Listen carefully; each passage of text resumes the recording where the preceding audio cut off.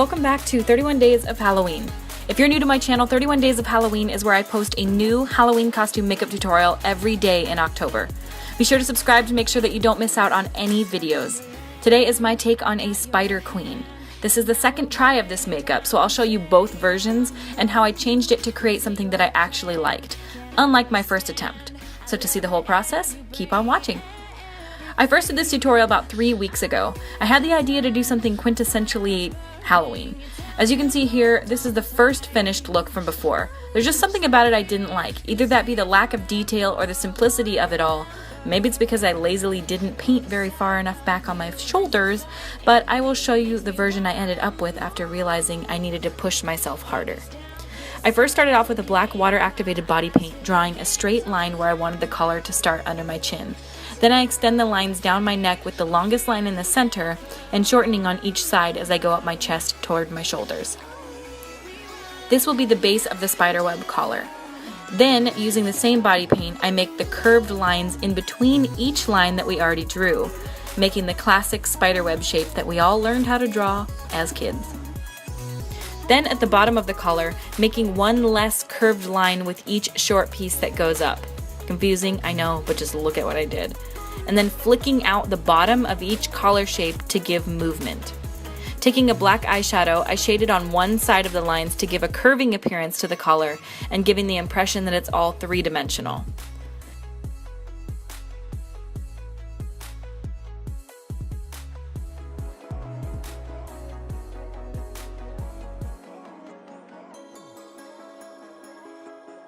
I then dipped the end of a medium-sized paintbrush in black body paint and dotted under the collar, creating smaller spider eyes. To make them more eyeball-like, taking a white body paint, do a little crescent moon shape to highlight each eye.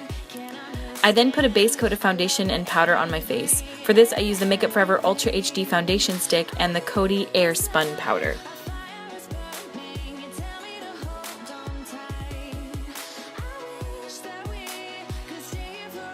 I then drew on a curved shape on my cheekbones, which we will later shade to look extremely hollowed out.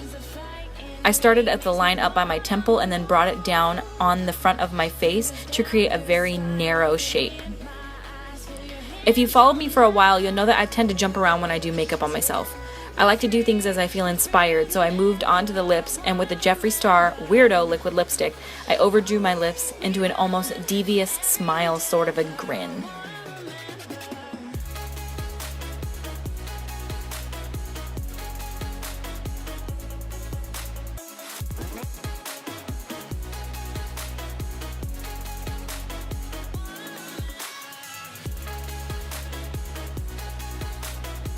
I repeated the same eye shape that we did on the chest, but then on my face.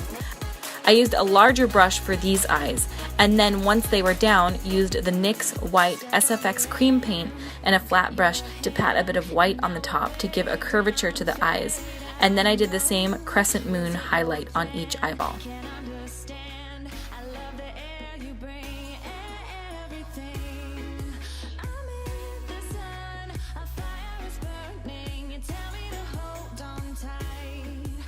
I shaded under my cheekbone area that we drew out before with a dark black eyeshadow, just blending it down into a seamless blend.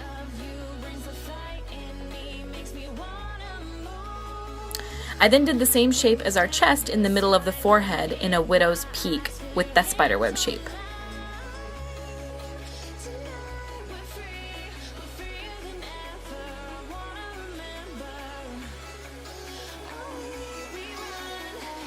I did my brows with a layer of the same black water-activated paint and my regular angled brow brush, but just made them more exaggerated. This look would look awesome also with blocked out eyebrows. I took some white cream paint and highlighted along the top of the shaded portion of the jawline to make the area pop out and the dark under the cheekbones sink in. I then painted on some teeth with a white water-activated body paint, which I later changed the color of because these looked too cartoony for me. In a beauty fashion, I darkened around my eyes with a black eyeshadow and under my lower lash line.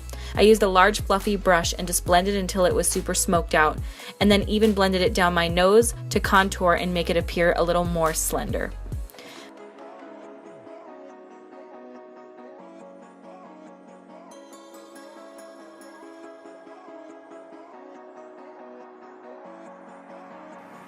I then did a regular winged eyeliner and lined my upper and lower waterline with a black eyeliner. I then popped on some lashes. These are a pair of NYX lashes. I then popped in one contact lens and put on my cloak. This is when I was FaceTiming with my friend Alex, aka Alex Faction. He told me he thinks I could benefit from a little fang holder thingy that spiders have. I created them the way that you see here, by taking a black eyeshadow and just extending it upwards on each side of the fang.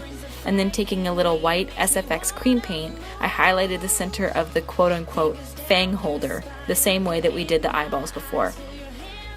I changed the color of the fangs to black, and you'll see me using Jeffree Star's Velour liquid lipstick in Weirdo to do this step, because it's fast drying and super matte black.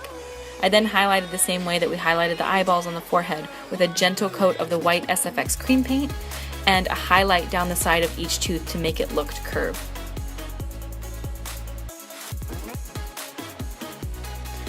These contacts are the whiteout lenses from camoeyes.com.